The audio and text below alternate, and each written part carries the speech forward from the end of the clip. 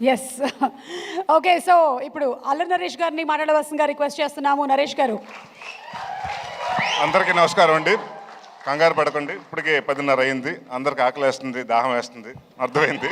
ఎక్కువసేపు మాట్లాడను, చాలా షార్ట్గా స్వీట్గా మాట్లాడేసి ముగించేస్తాను. ముందుగా ఇక్కడికి వచ్చిన అంటే ఇది నాకు ఇవాళ మా సక్సెస్ అది ప్రీ రిలీజ్లా లేదండి, ఏదో సక్సెస్ మీటింగ్ ఇంతమంది డైరెక్టర్స్ వచ్చారు. డైరెక్టర్స్ అసోసియేషన్ డేలా ఉంది.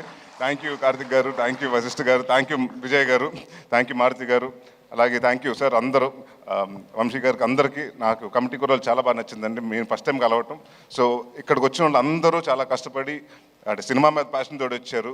సో ఇక్కడికి అంటే ఇందాక ఎవరు అన్నారు, నా మీద ప్రేమతో కాదండి, సుబ్బు గారి మీద ప్రేమతోటి, రాజా గారి ప్రేమతోటి వచ్చారు వీళ్ళందరూ. సో ఎవరి మీద ఇచ్చినా కూడా సినిమా కోసం ఇంత అందరూ వచ్చి సపోర్ట్ చేయటం, మారుతి గారు వీళ్ళందరూ, త్రినాథరావు గారు వాళ్ళందరూ వచ్చి సపోర్ట్ చేయటం చాలా ఆనందంగా ఉంది. ముఖ్యంగా టెక్నీషియన్స్ నుంచి మొదలు పెడతానండి. రిచర్డ్ గారు సార్, రిచర్డ్ సార్ అంటే నేను తమిళ్లో చెప్తానండి, ఆయన తమిళ్లో ఇది ఉంటుంది. హైదరాబాద్లో వీడు వాగికోంగ సార్, ఇంకా మీరు మెడ్రాస్ వెళ్ళలేదు, హైదరాబాద్లో సెటిల్ అయిపోతున్నారు మీరు ఈ సినిమాతోటి. One of the finest cameraman అండి. అండ్ అరుపులు తక్కువ, ఏమీ ఉండదు, హడావుడి ఉండదు, ఏమీ ఉండదు, చాలా సైలెంట్గా చాలా ఫాస్ట్గా అనుకున్నది డైరెక్టర్కి ఏం కావాలో ఈ షాట్ ఇక్కడ అవుతుంటే రెండో షాట్కి ఇంకా లైటింగ్ జరుగుతూ ఉంటుంది. సో ఇలాంటి సినిమాకి అలాంటి కెమెరామెన్ రావటం మా వరం, అదృష్టం అండి. Thank you sir so much. అలాగే మాకు ఇంకొక అదృష్టం ఈ సినిమాకి అంటే అది అడగగానే ఇచ్చిన రాజా గారు కూడా థ్యాంక్ యూ. విశాల్ చంద్రశేఖర్ గారు, ఆయన ఎంతో బిజీగా ఉన్న ఈ సినిమాకి ఆయనే కావాలి అని పట్టుబట్టి మన సుబ్బు గారు చెప్తే ఆ మాటకి ఆయన ఎలాగైనా ఎట్టి పరిస్థితులు పట్టుకుని ఆయనకి కథ చెప్పించి ఒప్పించి ఆయన ఇష్టంగా చాలా కష్టంగా నిన్న 3 నెలలు దాదాపు సుబ్బు గారితో ట్రావెల్ చేశారు. సో విశాల్ గారు thanks lots for giving us a wonderful music and wonderful BGM. And ఈ సినిమా ఆల్బమ్ డెఫినెట్గా గుర్తుండిపోయే ఆల్బమ్ అవుతుంది నా కెరియర్లో. అలాగే మా చోటా ప్రసాద్ గారికి, మా బ్రహ్మకడ్లి గారికి, మా ఆర్ట్ డైరెక్టర్ బ్రహ్మ గారికి, అలాగే మా choreographer, action choreographer Prithvi and Ramakrishna మాస్టర్స్కి, మా డాన్స్ మాస్టర్ గారు జిత్తు మాస్టర్కి, అలాగే భాను మాస్టర్కి, వీళ్ళందరికీ పేరు పేరున థ్యాంక్ యూ చెప్పుకుంటున్నాను. అండ్ ఇవాళ నేను సినిమా గురించి మాట్లాడలేదండి, ఎందుకంటే అందరూ వచ్చి సినిమా గురించి మాట్లాడారు. సో ఇక్కడ చాలామంది కష్టపడ్డారు, చాలామంది అంటే మీ అందరు ఇక్కడ కనిపించిన హీరోలు చాలామంది అక్కడ ఉన్నారు. మా డైరెక్షన్ టీం, మా ఎడిటింగ్ టీం, మా ప్రోమో రవి గారు, అలాగే ప్రతి ఒక్కరు. అండ్ మాకింత ఈ వాట్ ఎవర్ మా ఈ ఈవెంట్స్ అన్ని కవర్ చేసిన శ్రేయస్ మీడియా వారికి, అలాగే ప్రెస్ అండ్ ప్రింట్ మీడియా వారికి, ఎలక్ట్రానిక్ మీడియా వాళ్ళకి అందరికీ పేరు పేరున థ్యాంక్స్. మా వంశీ శేఖర్ గారికి, అలాగే మా తేజుకి. సో పేరు పేరున అందరికీ thank you for supporting a lot. And ఒకటి మాత్రం చెప్తున్నానండి, అంటే సుబ్బు గారి గురించి చెప్పాలి.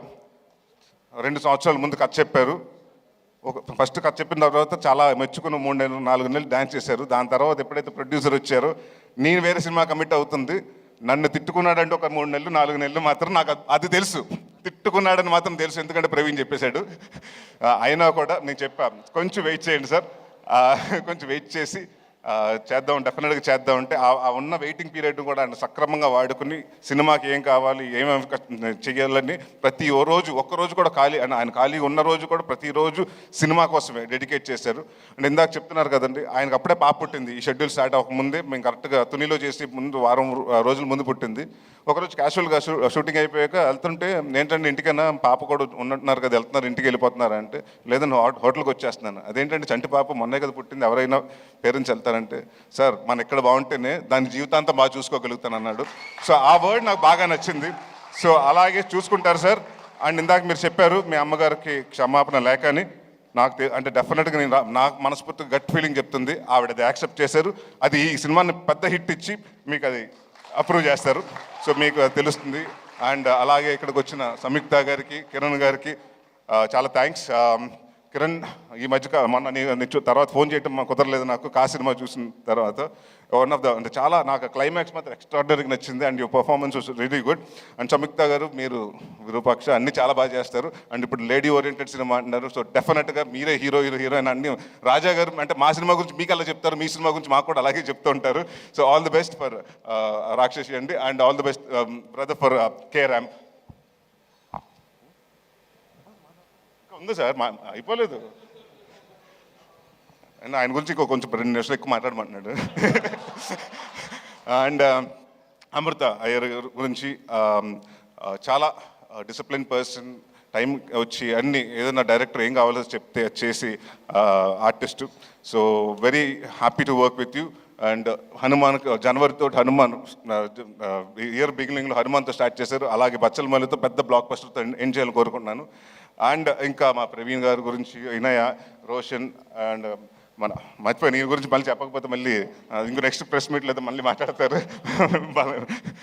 సార్ మిమ్మల్ని మా ఫాదర్ కింద చేశారు. సినిమాలో మాత్రం హెట్ చేస్తాను sir, but really in life I really love you sir.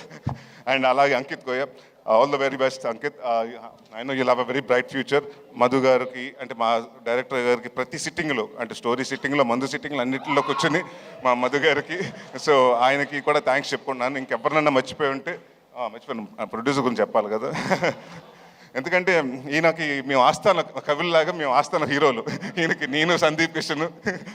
So ఇప్పుడు ఫస్ట్ సినిమా నాతోటి, సెకండ్ సినిమా సందీప్ తోటి, థర్డ్ సినిమా నాతోటి, ఫోర్త్ సినిమా ఆయనతోటి, అలాగా. సో ఇదే జర్నీ కొనసాగాలంటే మళ్ళీ మనం నెక్స్ట్ ఇయర్ కూడా ఇంకో సినిమా చేస్తున్నాం. సో ఎవ్రీ ఇయర్ హాస్యతోటి నాకు ఇది మోర్ లైక్ హోమ్ బ్యానర్ లాగా అయింది.